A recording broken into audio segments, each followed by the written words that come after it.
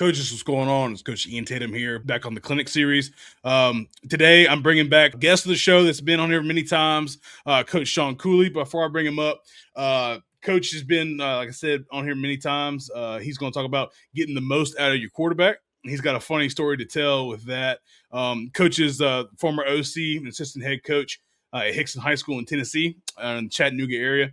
But before I bring him on, go ahead and make sure you like, comment, and subscribe on the video on YouTube and rate and review us on Spotify. Trying to grow the community over on both platforms. And then shout out to Coach Share, who make everything we do happen and possible. So we do appreciate them.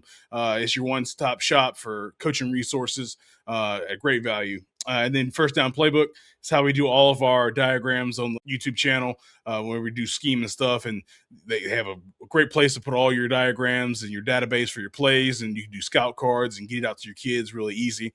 And then Dome Hats, right? Dome Headwear, they do a great job of sending me stuff and getting to promote them. And they have great hats for coaches. So make sure you go ahead and check all of those guys out. But without further ado, my dog, Shawn Cooley. What's going on, Coach? What's going on, man? Good to be back.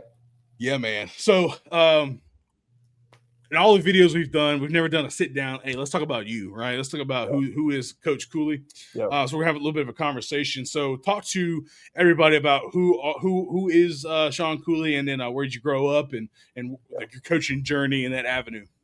Yeah, man. So that's a lot of stuff to pack in there. For me, first and foremost, for me, man, I'm a first and foremost a Christian. I'm a father. I'm a husband, right, and football coach. Get to share that honor with a lot of guys. It's just kind of my foundation and my faith and my family and football. It's kind of the cliche thing, but that's a real thing for me. I'm from, like you mentioned a second ago, Chattanooga. I'm from around that area. So I went to high school, Sequatchie County. It's a small town right outside of Chattanooga. Small town football. Like if you watch Friday Night Lights, it's kind of like that, on a little smaller scale. Everybody cares about, the sport. The town shuts down for the games. I grew up in that kind of atmosphere, which made me just fall in love with it. I didn't like middle school football that much when I played it. It's like the worst thing ever. I was just like, man, why am I doing this? And then as soon as you break out of the spirit line to go play on Friday nights, it just something changed for me. And just being under those lights and you just fall in love with the atmosphere and everything that is high school football. That's kind of my base of why I coach. And one reason why is the coaches that I had. A lot of guys, we had many coaches. I had one head coach, Coach Chad Barger. He's actually, a coach that I've gotten to coach against as of recent because we've been in the same region for the past 3 years. And it's always fun to go against, a guy that coached you, and got a lot of respect for him. He's one of the main reasons why I coach. He was a father figure to me. Coach Nick Mullins, was on that staff. He's kind of the same idea. We're in the same region. They're different teams. It's kind of weird how things work out. He's a big impact on my life. A lot of other guys I can name too. And they really pushed me, just to be my best, on and off the field, and had a huge impact on my life. And it's something that I just wanted to mirror and be, be that for other guys, other kids, so just try to make an impact wherever I'm put. And that's kind of the whole idea there. As far as coaching, I started my career at my alma mater at Sequatchie County. So I coached there for 3 years. So I had a lot of different roles offensively and defensively. Went from coaching quarterbacks to running backs to defensive backs to linebackers, special teams coordinator, JV head coach. I had a lot of different hats to wear. Really enjoyed my time there, and just really wanted to get out of my hometown, honestly, and just experience something else. So ended up spending a year in Georgia at Lafayette High School, and it was probably the best thing that I did because I branched out, went to a different state, and that was my first time ever calling plays in a varsity game. And you go to Georgia, and I think everybody knows what kind of talent Georgia has, and it's just a lot different. The game is so much faster than it was, where I came from. Really, really good to learn while in the fire, being thrown in the fire and having to learn. So that was a big thing for me. Spent 1 year there, decided to come back home, a little bit closer to home in Tennessee. Spent a year at Cumberland County, which is a place that has not, historically had any kind of success like ever.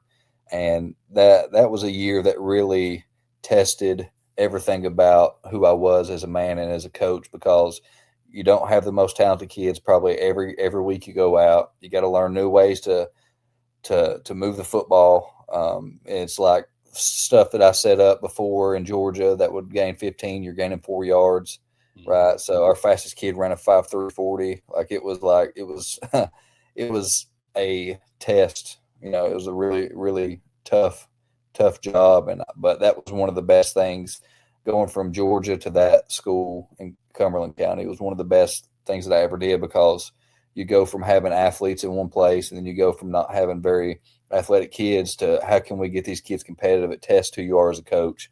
And it made me a lot better. Our record wasn't all that good. We went 2-8 that year, but all 10 of those games we could have lost, and we could have won. We could have won 4 games realistically, but made us competitive. Really learned at that point in my career that success is not equal to everywhere you go. It's just not, because some guys have a different ceiling. Some teams have different ceilings than others, right? Athletic ability and how you play and physicality all plays a part. So, learning to celebrate success, whatever your record is, and and maintaining the discipline you got on the kids. And then that takes me to Hickson. Spent the last 3 years at Hickson High School. Did a lot of good stuff at Hickson. Whenever I got there, I got hired 3 years ago. They had averaged 2 wins a year the past 6 years before I got there, and they averaged 8 points a game, 9 points a game. We went in year one, we won 7 games, we averaged 26 points a game. Nothing crazy, but it's a lot. It's a big improvement, like I was talking about. You find success, right? You find different success wherever you go. That was something big for us. We beat the big rival. We played at their place, Saudi Daisy. We played at their place. We beat them for the first time since that happened in 1984. I had no idea it had been that long, and everybody's losing their minds as we beat them 42-14. We beat them bad, and they got us the past 2 years. But that year we had them pretty good, and everybody was coming to me after the game they couldn't believe what just happened. I said, "What? I get it's a rival, but we hadn't beat them since '84 at Saudi," and I was like, "'84, holy moly!" So we had a lot of things that happened for us. Did a lot of things. Scored the most points in 10 years. Had the most wins in 10 years. The past 3 years I've been there, we've had the offensive player of the year in the region, 2 quarterbacks and a tailback, all different kids.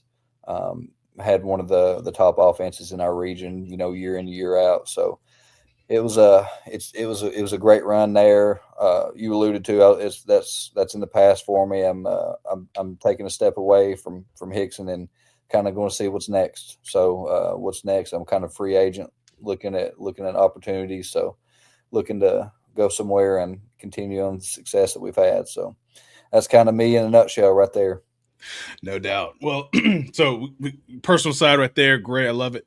Let's talk about X's and O's, because you've done multiple things for me. In a perfect world, you have all your kids are good, right? You can do whatever you want. What does your ideal offense look like? What's your philosophy? Right. So I call it punch and pace. That's kind of what I've coined my type of offense. I'm based out of 11P, right? So H back, have him either be a wing or an H, and 3 receivers, 1 tailback, obviously a quarterback. So I love 11P because I feel like it gives you great, the defense has to pick how many they're going to put in the box, and you got all your run schemes there that you want to run, and you got, multiple ways to stretch the field as well. Punch and pace for us, and I'll get into it more whenever I pull up my little QB presentation. But for me, it's being able to attack vertically in the run game and in the pass game, and then being able to have an explosive screen game and a good pass game, whether that's intermediate, sprint out, whatever. We kind of do whatever. So for me, it's 11 personnel. Then we'll mix in, some heavy spots, heavy personnel. We get into some 23. We get into a lot of different things. We go unbalanced a lot when we get to adding surfaces and stuff. But for me, punch and pace. We're a no huddle team, but we control the tempo. We don't go fast all the time. Control the tempo. We like to huddle at random times just to throw the defense off. We don't just go straight no huddle all the time. So we'll huddle up and do a lot of different things. But it's a lot of trades, motions, and shifts too. So it's it's a spread look, but we got a different pace about us. And a lot of people just use pace as tempo. Pace for me is motions, it Mhm. shifts, it's snap count, it's a lot of different things. It's being able to huddle and not huddle. Being able to go under center if you need to. I'm not a big under center guy as a base in high school because I want my quarterback to see the field the entire time, and if he's a runner, it helps him out. So there is a place for under center. It's just not. It's just not where I've been. It's just not something that we've done a whole lot. We've done it when we needed to, but punch and pace. That's kind of the philosophy is, and we'll kind of get into that a little bit more when we talk about QB play. Love it. So you talked about, you were in Georgia for a year, been at, Cumberland where didn't have as much talent. Mhm. So that, so outside of Jimmy's and Joe's, what do you think are the intangible things that help you win ball games, right? What if the talent is even, or maybe you're a little less talented, like what gives you a chance? What helps you win in the margins? Well, first thing for me is discipline. Is who makes the less mistakes, right? So who makes the less mistakes? We try to coach that up in every drill that we do, as far as like holding the kids accountable for penalties, whatever. So I think being disciplined, not having all kinds of penalties, and if you do have penalties, making sure they're effort penalties. You don't never want to hold a kid back. Being able to play fast and be able to think freely, I think, is a big thing. Obviously, technique, especially up front, having the correct angles when we're running gap, right? Working the combos correctly. It's all about understanding what to do. And I think everywhere that I've called offense, and some places been different, but I feel like we know what to do. We know what we're trying to accomplish, making sure the kids understand concepts other than just, hey, this is your rule, this is because, right? So having them understand what's going on. So I would say discipline's first. I would say technique for sure, and then giving them the ability to think freely and play fast. I think those are the three things that really help us the most. Love it. Let's talk about you on a game day. Mhm. Um, are you the focused, calm, cool, collected, like like everything's gonna be done a certain way guy, or are you the energy drink wired, like full out guy? Which one are you? Yeah, I don't do the energy drink, man. I'll get a Dr Pepper though. That's the Yeah. closest thing I'm gonna get. That or Sun Drop. I don't know if you guys know what Sun Drop is. It's big down Oh, here in Tennessee. hey man, hey, Sundrop in Yeah, North Carolina is the deal, man. Like yeah, Dale yeah. Dale drank Sundrop. Well, yeah, heck yeah. Yeah, I'll tell you about pregame. It's weird for me. It's so much different than I was a player, man. Like especially that music that I've got Mhm. playing. So I try to be calm because I got to make decisions. But like when I played, I'd have like Eminem till I collapse playing, like getting ready to hurt somebody. But now I just put on country playlist. I got some Chris Stapleton. I Oh got yeah. some Eric Church blasting just so I can just chill out, mellow out, and think some Cody Johnson going. So it's a lot different, for me, and I can still get juiced up. Don't get it twisted, but I try to mellow out and be a free thinker and just be able to think clearly on a game day. So now in practice, I'm a little different. I'm the hype guy. I'm trying to get everything going. So, but in a game, I'm definitely trying to stay as calm as possible. All right. Well, Coach, let's go ahead and hop into your clinic. Okay. You want to go ahead and share your screen? I'll go ahead and do some commercial stuff. So, guys, if you're liking the conversation so far, go ahead and like, man. Go ahead and subscribe. We're on the road to 4,000. Hopefully, by the time this airs, we're already past that, and you just keep on rolling with it. So, and then on Spotify, go ahead and follow us and give us a rating, trying to build us over there. But, Coach, all right, we got it. I'm gonna back out and go ahead and take off. All right. So today we're just talking about QB play and just really developing quarterback efficiency in whatever system that you guys run. Like I told you guys a second ago, we call it punch and pace here. So punch and pace for us. Let me go ahead and loop this thing so it doesn't just flow through. All right. So punch and pace. So for us, it's QB centered. So only the quarterback knows the full play. It's versatile to any personnel packages that you might have. Build on dominating the box, like we talked about a second ago, getting the right numbers, being physically tough, attacking vertically, right, in the passing game and the run game. So pass game depended on taking shots down the field and a big screen game. That's kind of how we define it. And then we go right here to define our punch. We're talking about emphasis on the vertical run game. We're talking about vertical pass game and ability to change sets, right? So we don't just stay in 11P all the time. We do change it up. We'll go 12, we'll go 23, we'll go 21, whatever. whatever we have, we're going to do. Okay. And our pace portion looks like it's a no huddle base. It's a wristband system. And we've gotten really creative with that and made it really possible for our kids to think fast and play fast. So multiple tempos, like I said, and then creative screen game is just an extension of our run game. 8 things that we try to do offensively. We like to play with multiple tempos. We like to shift, trade, motion, like we talked about. Vertical run game. We read defenders. I don't teach pure progression in the pass game. I do like one concept of pure progression. That's it. So we read the triangle, we read defenders. We've got a quick pass game, obviously, play action shots, creative screens, and then move in the pocket, whether that be a bootleg or sprint out. We like to do things to change the perspective of the quarterback. Just some background information, as Coach told y'all, got a funny story kind of coming up here. Before our season last year, this is some background info we had. So we lost 4 quarterbacks in the offseason. It's crazy, right? So one of them graduated. He was the backup.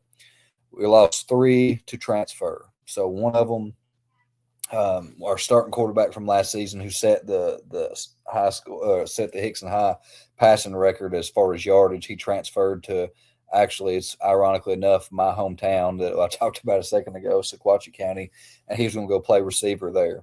And then we lost one more to a different school, Cleveland High School.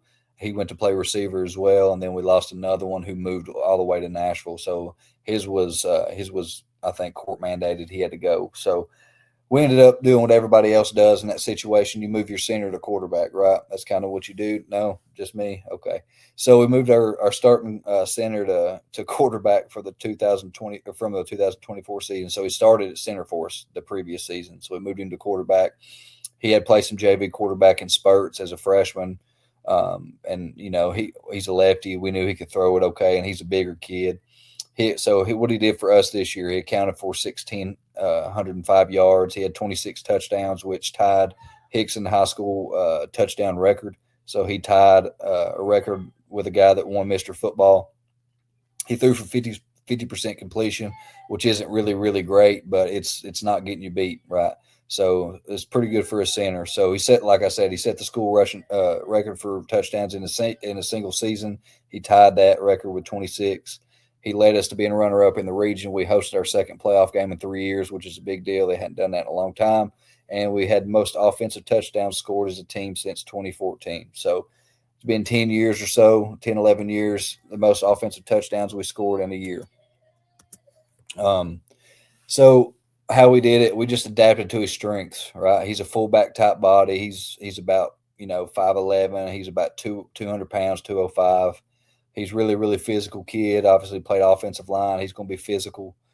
He's a leader, leads by example as well as verbally. He's smart, coachable, and he's a good enough thrower. Like I said, he had some experience in JV, but nothing varsity wise, right? So that's his strength. So we just adapted kind of to what we did. So we used him a lot in between the tackles. Think about Tim Tebow at Florida, a little less athletic, but he's a lefty and he's a thick kid who loves contact. So we made it a point to run quarterback runs in between the tackles. So we run the same run schemes that we do with the tailback. So it's the same stuff for the offensive line. We're just going to dress it up, formation it different, motion it different, shift it different. Here's 3 of the ones that we ran a lot. So we run obviously quarterback zone. So that's on the left side there. And I drew these all up to an even front. I know somebody's going to at you in the comments about that. It's okay though. If we want another tutorial, I can show how we block it against other things. So we run zone. We run what we call wrap. So it looks like a lot similar to what Kenny Simpson runs in his belly scheme. The only difference is our guard that pulls here, our guard that's skip pulling around the center, he's accounting for the backside linebacker, and we're going to ISO the play side guy unless we tag it differently. That's our quarterback wrap. It looks a lot like power read and like a quarterback ISO at the same time. That was a really, really big play for us this year is wrap, whether that be quarterback wrap or just wrap with the tailback. And we ran it for, I think we were efficient to me as 4+ yards per play. And we were 63%. We got 4 yards or more that play. Coach, are you reading that or is he just flashing? We ain't reading it with this I Joker. got you. I got Yeah, you. he's flashing it and he's getting downhill. I don't want him to read it because I didn't want to put more on his plate. Now you could obviously read it and make it more power read esque, but we just flash faked it because that does a lot for us and get linebackers to move a little bit, and then we let him pierce the middle. But you can read it if you want, and then we got the obvious quarterback counter, and we run quarterback counter, and we run it with a GT as well. And we just flash fake opposite side. We hit it opposite. So our zone and our counter scheme, we flash fake opposite, and we go the opposite way. Our tailback on wrap is going the same side as the concept, so it's a little different. So our quarterback zone looks okay. So here we go. I've got butt shots on most of these. So here we go. We're going to flash fake, and then we're going to hit it inside. Bam. That's about what he does right here. You're not going to see a lot of explosive just plays because this kid probably runs a 5.2 40, but he's going to get his pads low and he's going to pierce that thing and hit it. We do a pretty good job with the H-back finding this guy. I think we got the butt shot coming up. We'll look at it right here. Yeah. So we got the drone shot. It's against a team that run a lot of 4-eye, double 4-eye, so a lot of tight front. So they got like a 5. It looks like a bear. They're kind of in towards the end of the game. We're trying to ice the game, so we're trying to run the clock. Bam. Really, really good job by the H-back. Gallop, get a piece of him. I'd like him to stay on him a little bit more, but that's a pretty good job. And then we just get what we get right there. Like these are going to be 5-6 yard gains, some of them more, but it's 4 yards and a cloud of dust kind of deal with this kid. Like I said, he's a wing T fullback type kid. So that's our Q zone look. Got some more. Boom. There you go. Now you're going to notice, Coach, you're an O-line guy. You're going to notice our center's pretty daggone good. He's pretty good. at maybe not as much. He blows people off the ball on some of these. You'd really like that kid, but that's a good job. Our H back plays great technique. Is what you talked about earlier. What sets you apart? This kid at H back's not that big. I mean, he's not, but he plays great technique, and that's all we're trying to get. Our right tackle bullies this kid. We're getting them to play fast. Because of the system we run, we're playing fast. We don't have to think. It's a wristband check, and this is what we got. We're going to just go play. Same play here. It's just the butt shot. But you see it open up. Watch it open up after the play fake. Bam. Good job. If I stop it there, center, H-back, really, really good job. You got a lot of space to run. And if the kid's faster, I mean, you would notice if the kid could run a little faster, he'd probably score on a lot of these. Okay, so that's our Q zone. Just showed a few copies. I got more of this Q wrap than I've got anything because it's one of my favorite things to show. So I'll show just quickly on the side view on this because you can't really see it, and I got the butt shot coming up. But if you notice differently, we're in a 10 personnel look now. It's not something that we did a whole lot of, but for this game, how they lined up to our 10 personnel, we like the quarterback run game. So we're going to run wrap, Q wrap right. So we're going to play fake right. If you remember from the drawing, we're going to play fake right, and we're going to hit it same side. Boom, hit it. There we go. Here's the butt shot.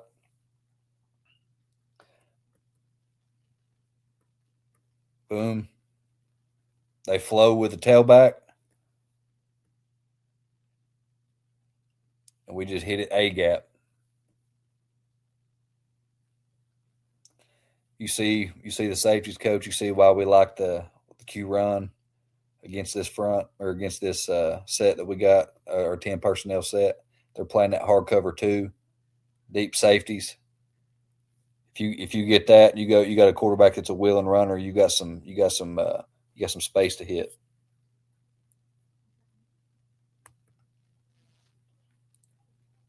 Here we go again. Same play. Same exact play. Same exact formation. It's our A set, just 2x2. Pretty good job there of our guard picking up the linebacker. It just looks like one back power at this point.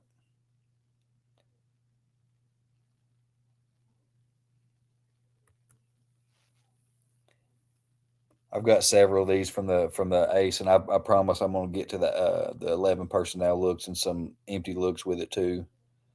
Same idea. Let's do this one. Yep, same play, same exact formation, same play. If it's working, I mean, why are we going to stop? All right, so now we're in an empty set. Okay, so we go king right. We'll be putting our H back on the right, and then we go lasso, which tells our tailback to go empty to the right. So now we're going to run Q wrap right, and now we're just going to come in jet motion to run it. Bam. Looks like jet power read. Pretty good gain there. It's a second and long. Pretty good gain. H-back gets caught up in the wash, but the linebackers flow. So you're not having to make a perfect block. You just kind of got to get to that second level, and whoever's running the football just needs to find the flow and hit it. Pretty good job. Same idea. Now we're going to go left side. So now we're going king left rodeo. So rodeo will be right side empty. Same idea. Boom. That one's a little more explosive than the other ones are. I think we got a butt shot of that. All right, so here we go.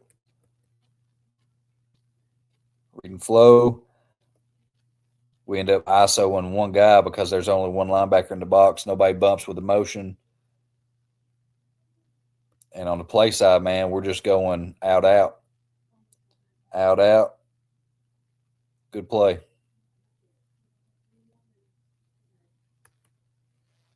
All right, so this one looks different. So if you notice, we're going unbalanced. Okay, so we go, like a tight end wing kind of look here, like a 12 personnel, but we just add an extra tackle. So we didn't really have a tight end body that we felt like that was going to give us much. So we just added extra offensive lineman in. So we use our best tackle. We put him at tight end. We trade him over. All right, we trade him over. Now we're going to run Q wrap to the left. And this was in a torrential downpour. You can tell the field is not in not great shape at all.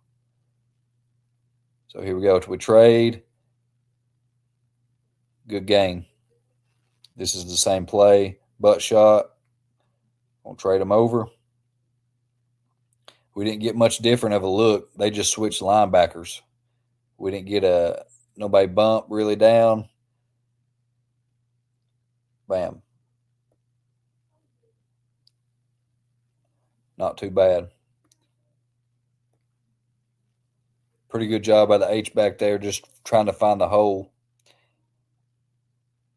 Trying to find the open gap to insert and go make a block, and he did a pretty good job. And we're just getting a mass movement with that rat play, which is why it was a good one for us. All right, so counter wise, let's go through counter. So there's a lot of different ways we run it. So we're going what we call train motion. So we're going to give like a H back or a tailback, just a swing route look. We're going to fake it and go. I know a lot of people read that. We didn't necessarily read it. We would just throw it to them when we wanted to. I could just call a throw, or I'd call the counter scheme, just because I didn't want him to think too much about it, because he was an offensive lineman the year before. So I was just trying to set him up to have some success. And I was just doing the bulk of the hard work of just understanding when to call what. Different way to run it. This is against the same team. Different way to run it. Now we're going to flash fake backside. Now we're going to hit it vertical. Pretty good job. I don't like it right tackle. We're kind of basing out. We need to be blocking down. But other than that, it wasn't too bad. Let's see if we got this one's a heavy set. Like I told you a second ago, and we go lasso with the tailback. So it's a heavy set with empty. So we got double H back and tight end to that play side. We got a receiver and a nasty split on the left, and we got the tailback stacked behind the receiver, and then we're going to run a fake, and then we're going to go quarterback counter left with both H's pulling. So all of our linemen are staying put. This is our heavy yardage situation where we just go. Every lineman stays on solid. I think it's what you call it, Coach. You stay solid, and we're going to block down. Bam. Get in the end zone.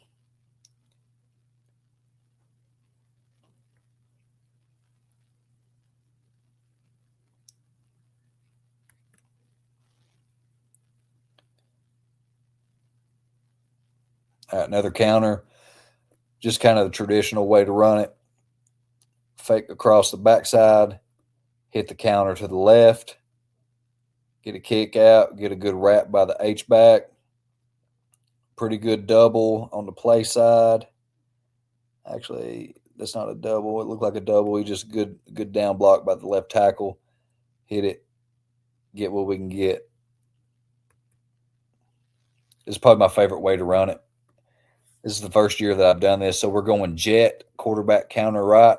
So we're actually bringing our slot receiver in motion. And then we're running just like you would power read, but we're running counter scheme. Boom, and we're kicking that guy out and just getting right up underneath it. Now, when I go to this butt shot, we're going to have some guys screw up, and we'll talk about it. I think the right guard blocks out for some reason. He should just be immediately down on this cat walked up. Middle linebacker trying to get an A-gap here. That's where he should be. We end up making it right. The left guard pulls the kick, and he ends up just taking what crosses his face because that's what we teach. Don't pass a guy to block a guy if they're on your path. So our right guard messes this thing up. He's supposed to be down, but we make it right.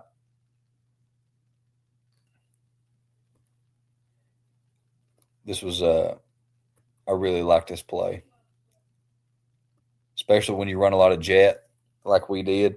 We run a lot of jet to that kid because he's a legit 4.3. I mean, he's fast. He's a fast kid. He ain't big. He's about 130 pounds, but he can run. Works really good when you got jet, the threat of jet. And if you notice, we're empty, right? So we got our tailback out here. And we would run the jet like that too. We just keep our tailback out there. Sometimes we would keep him in the backfield just so we can get a wide blocking view. But we could put him wherever we wanted him to. Not too bad right there. All right, just a traditional way to run it. This was probably against the best team we played all year. This was for the region championship. We ended up getting beat by 10 points. Nobody thought we had a chance in it, but we kept it close. 27-17, I think we got beat. Pretty good job. Our quarterback in this game is playing on a torn meniscus. He's just gritting it out. He's a tough kid. Here it is. Drone shot.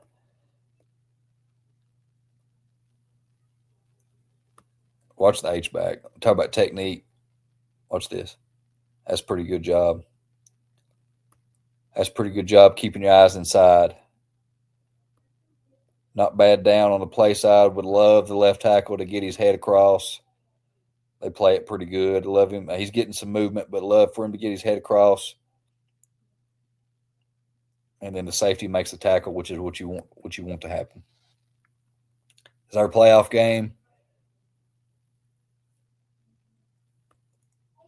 I don't think we have a butt shot of that, but we'll look at it one more time. Just flash fake. Just a good run. They were a pretty good team. We ended up getting beat in the last daggone minute of the game, and it was heartbreaking for sure. Got beat by 6 points, but it was nobody giving us a chance to win that game either. Good play. It just takes a lot of stress off of you as a play caller when you got a quarterback that can go get you some yards. All right, so screen game here. We'll look at some screens and we'll look at some shots down the field just to kind of set him up. Just talking about quarterback efficiency, giving him easy throws to make, whether that be physically or mentally or both, because you don't really have a read in a screen game. It's a confidence builder if you can get the ball out there and you get your best athletes the ball, and then you just let them do the work. So we go what I'm going to show are obvious ones, and we won't spend a lot of time on the nows, bubbles, because everybody runs those.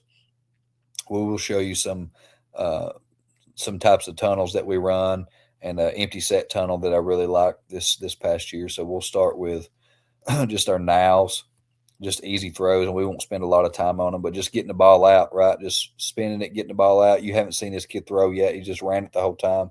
Just spit it out, get a kid the ball that can make some plays. All these things add up to a more complete offense. So getting kids the ball that do something with it, right? So we stack them up outside. We're going to run a bubble. It's just a stack now screen pretty much. We just spit it out, throw it. This is the kid I told you can run. He's tripping and falling, but if he's not doing that, he might go. He might go the distance. Good cut. Put your foot in the ground and go. Here we go again. Another now screen to the left. Just stick it out there. Let the kid go do the work. If it's there, take it. This is actually a different kid at quarterback. I put this one in there. This is our backup. Still kind of remains true. It's just whatever kid you got. This kid could make this throw, so we threw it.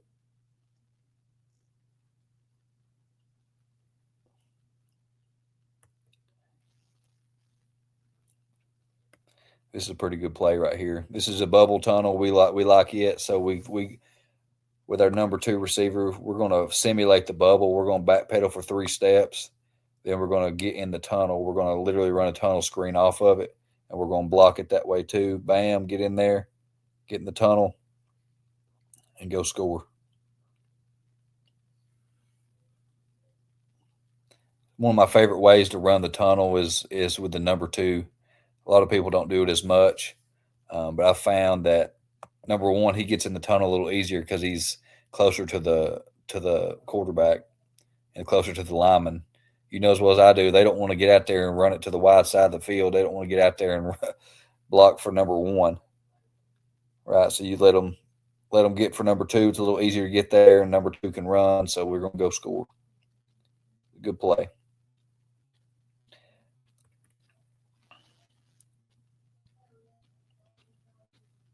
All right, here's another tunnel. We're going to make it look a little different.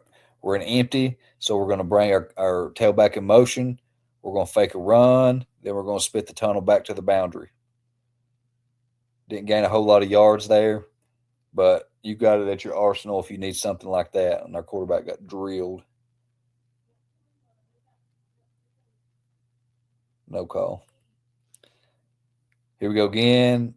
Little same type of play. Now we're in a tight end wing set. Same type of play. Now we're going to fake like a buck sweep type thing. Throw it back. This one's good until he fumbles. He got drilled. Set it up. It looks pretty good. We get the first down, then he fumbles the football. Coach, are you calling it from the box or are you on the sideline? So I did both. I started on the sideline first 2 games, then I went to the box. I've done them both. When I went to the box, it really helped us a lot. Just for, I don't know. I just I felt like we needed a change. We started 0-2, wasn't playing very good. Wasn't playing very good offensively. Went to the box and we started scoring some points. Just, I don't know. It helped us, I guess.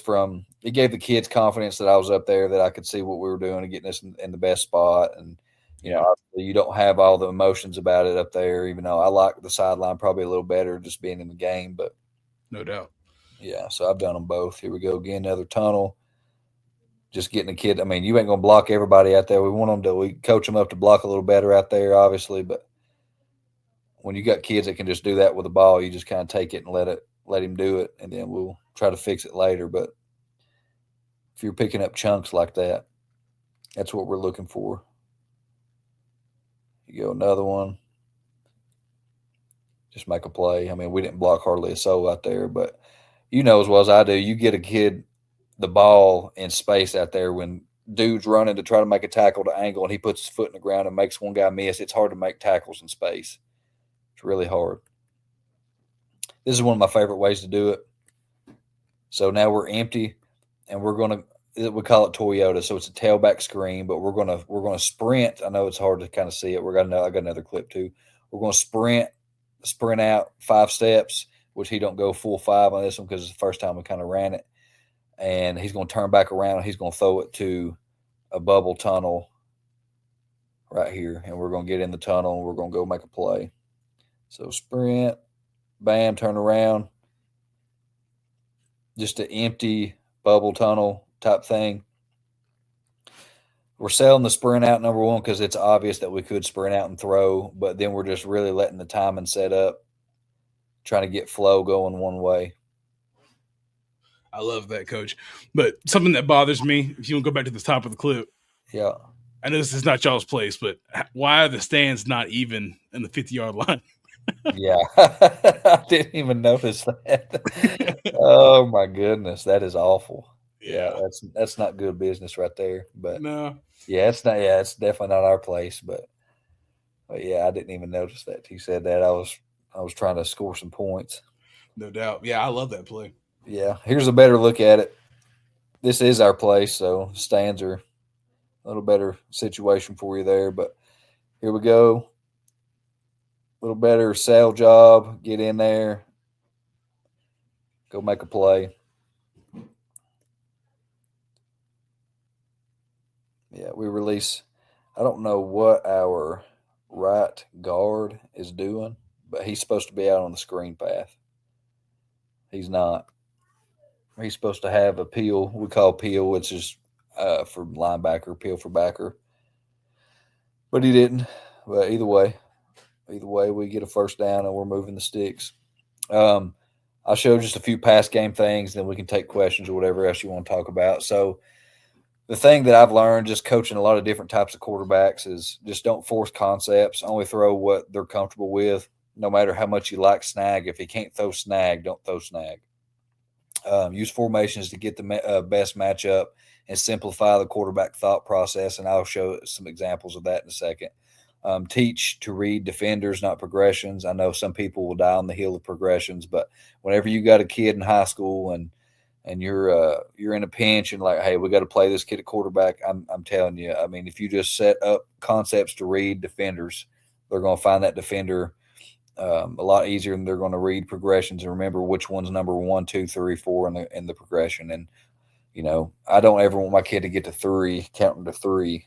I mean, in high school, you just first of all you got to protect it for that long, and then if he's getting there, I mean, I don't know what's going to happen. So, downfield concepts we liked, curl based play. So we like curl flat. He threw it well. Curl wheel.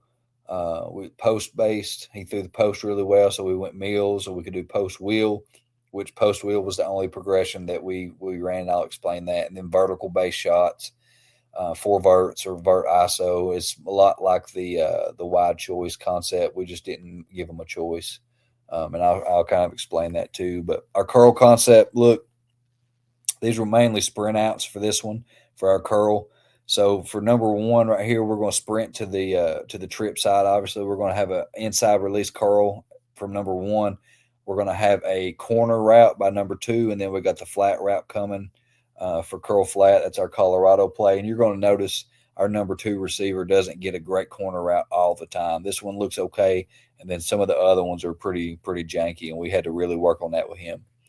So right here, I said read defenders right. So we're reading our Sam backer. So I call him the Sam. He's the apex guy. He's the guy playing run and pass, you know, at the flat. We're reading this cat. So we're going to curl in behind him. It's one of the oldest plays in the book. Curl flat. We threw the curl well. We just so happened to diagram our best receiver running the curl route most of the time. This corner route was pretty good, pretty decent spacing. He goes and makes a play, and we score a touchdown. So I'm not going to spend a lot of time on these views because this is like the worst film of all time because number 1, it's like we filmed it from a blimp, and number 2, we had a injured player filming because our film guy couldn't make it. And this kid, it's like as this play goes on, it's like he's filming on a jackhammer. So we won't do a whole lot, but this is the same play. We got the curl by number 1. We got the corner route, supposed to be a corner route, probably not a very good one. Then we got the arrow route from number 3. See, this corner, I don't know what he's doing, but this is what I'm saying. Like, just get kids like this to football. He ends up scoring on this play just because he was better than them. Get those guys to football. It makes your quarterback look a lot better. All right, now we're going to sprint to the right, same play. So we got curl at number 1, number 2 corner. We got arrow number 3. Bam, hit the curl. Good job. Picked up the first down. Sprint to the left, same idea. Really good job of finding the space. Really could have if he wanted to throw the flat route. Because our flat defender, our sandbacker, locks on to the number 2, right? So you really had, if you wanted to throw the arrow now, I wouldn't have blamed him. But he also understood that the curl was coming in behind him, so he threw the curl, which I'm okay with. All right, so this is curl wheel. We call it Wyoming. So now we're going to read if it's how I teach it. If it's a 2-man concept, which it's not a trips set, so we got our H back in the box. If it's a 2-man route concept, we always read the corner. That's just kind of how I set it up. So now we're going to read the corner. Right, he backpedals.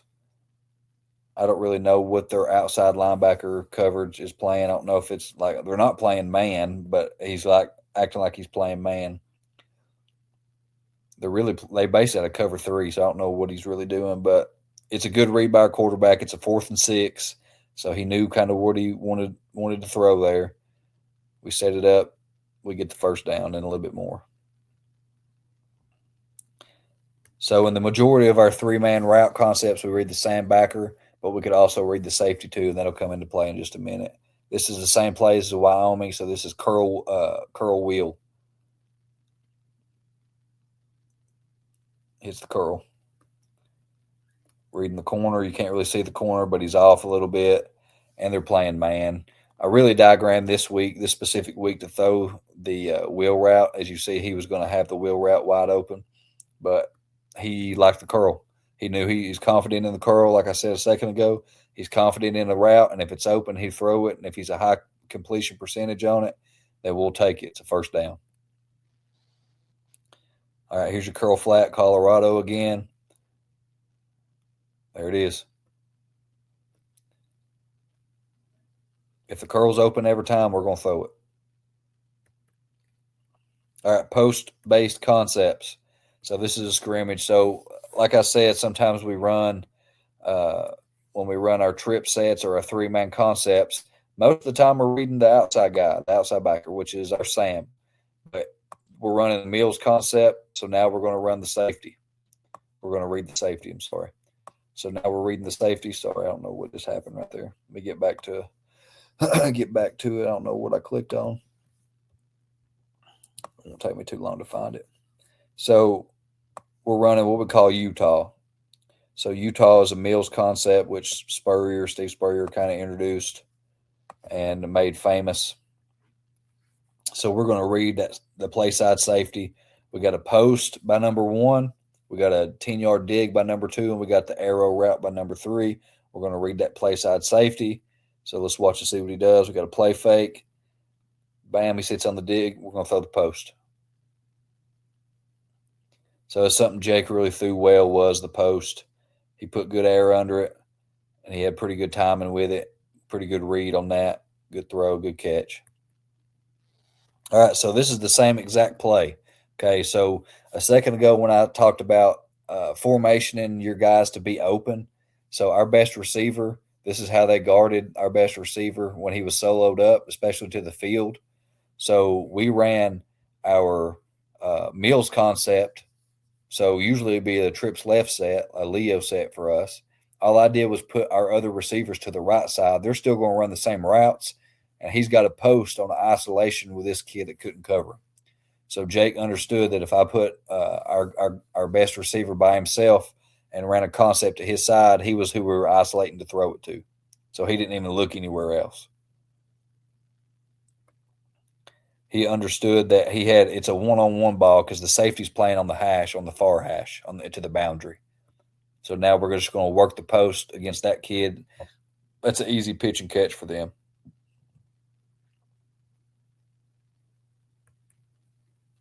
So here it is again. We're going to run the same exact play going the other way. So now we've just done the exact same thing. I've just put trips to the right instead of keeping the H back in the box. Now we're going trips right, make it look a little different, but it's not any different to us. We still got our best receiver isolated on a kid that can't cover him to the field. We're going to run the same play. We're going to run a post. It's Mills. We're going to hit that post. That's a great throw.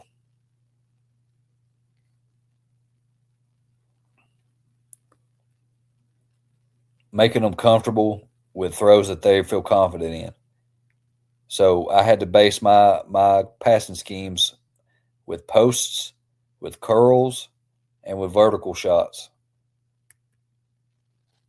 All right, so this one looks a little different. This is one we just schemed up for this team, okay? We're actually going to run the post with our number 2 now. So this is our other kid that can run pretty good. We're going to run a vert. This looks like a 4 verts concept. We're going to cross and like drag over to the middle here, and then we're running a post here. Okay, and we're reading the safety, and we're going to high-low the safety. So really, what he should be doing is reading this kid, and we're either going to hit the H-back quick or we're going to throw the post behind it. So it looks a lot like 4 verticals, except we're breaking on the post. We got a little lucky on this one. Actually, a lot lucky. He did make the right throw. He didn't break on the post as well. This kid playing number 2 or slot, he's a sophomore. He's going to be a really, really great player. He's just got a lot of route running to learn as far as how to break on stuff. But the reason that kid could make a play on it is because he didn't break on the post. If he broke it 10 yards on the post, he would have run right by him. It would have been an easier throw. But Jake trusted him. We ended up getting a little lucky. He just put it in the right spot. I mean, sometimes you need to get lucky. So he got a little lucky. Wasn't the greatest play in the world, but it worked.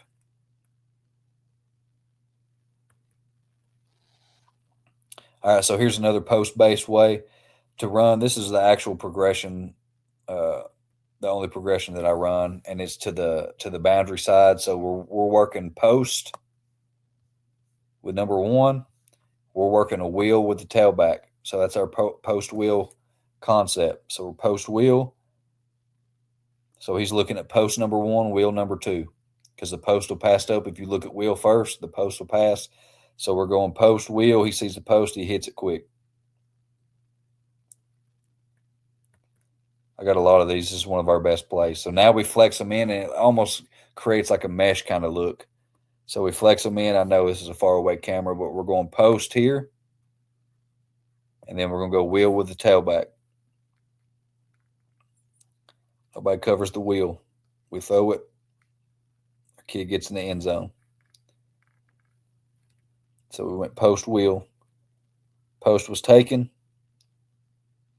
Wheel was not. Good read. This one still makes me throw up a little bit. Same exact play. We're not flexed in. Post to the play side. Wheel. He drops the football. Wide open. Wide open. 3rd and long. Good job by the quarterback. Did not catch the football. Here we go. Flex them in again. It's a really good red zone play. Like it in the red zone a lot. Now, like I said, we've done something different every time I've shown this play. Now we're going to slide motion the H back just to get their eyes somewhere else. Post, wheel. Wheel wasn't taken. Throw the wheel.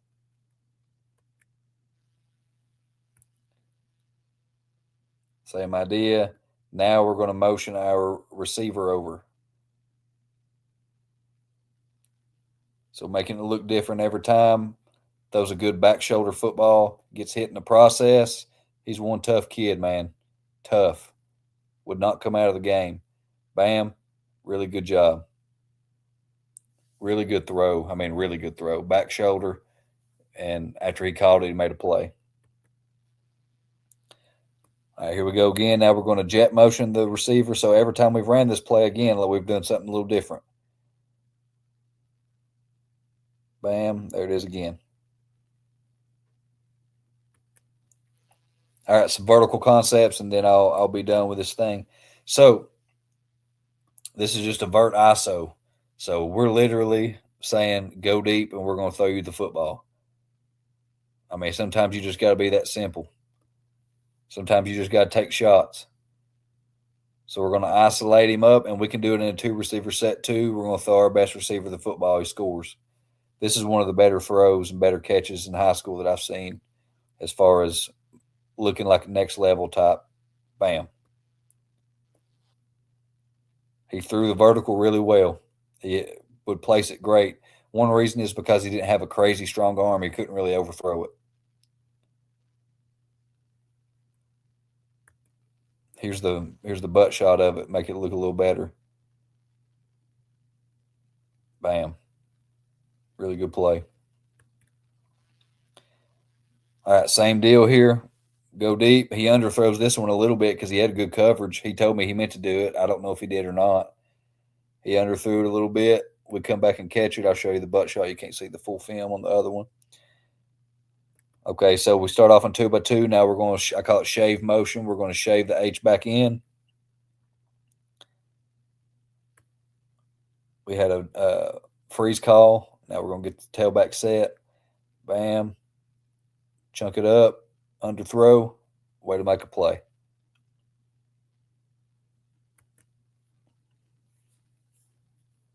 So now we can isolate him even with 2 receivers over here. So now we're going to run the post with him, with number 2 to take that safety. And now we like this against this coverage because he's going to get an inside release, stack back on top, and get vertical, and we're going to hit that shot. Bam, hit it now. That's just a phenomenal catch. I mean, it's a good throw, too. You put it in a place where he couldn't get it. Scores.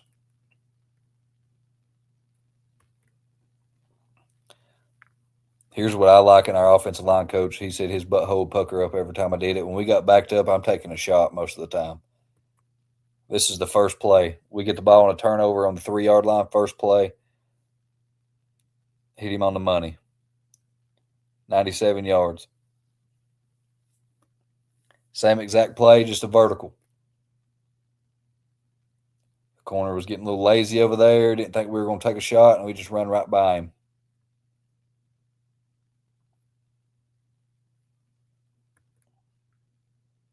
Little different way. Now we're going to throw it to the. We're going to throw a 4 vertical scheme to the. This is a empty look. Obviously, now we're going to throw it to the slot. How we diagram this one is they overplayed our stud out here. Okay, so he's going to get a outside release.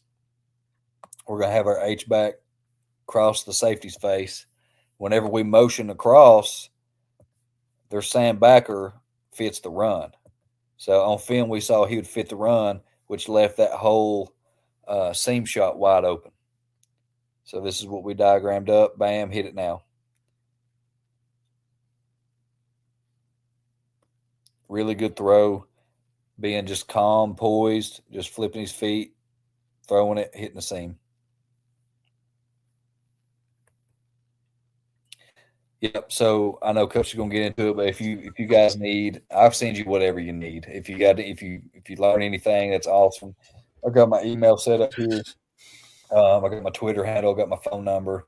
Anything that you guys need, please reach out. I'm pretty active on Twitter. I don't share a lot of stuff. I don't post a lot all the time. I need to post more, but I'm on there all the time. If you want to send a direct message, that's cool. But you got my number. You got my email. If you need anything, just let me know. Coach, I'll stop sharing here and we can talk about whatever you want to talk about. Yeah, man. I appreciate you a lot. Coach is very versatile, right? We've talked about inside zone variations, and we've talked about screen game. He's done his gap stuff and quarterback right there at the runs.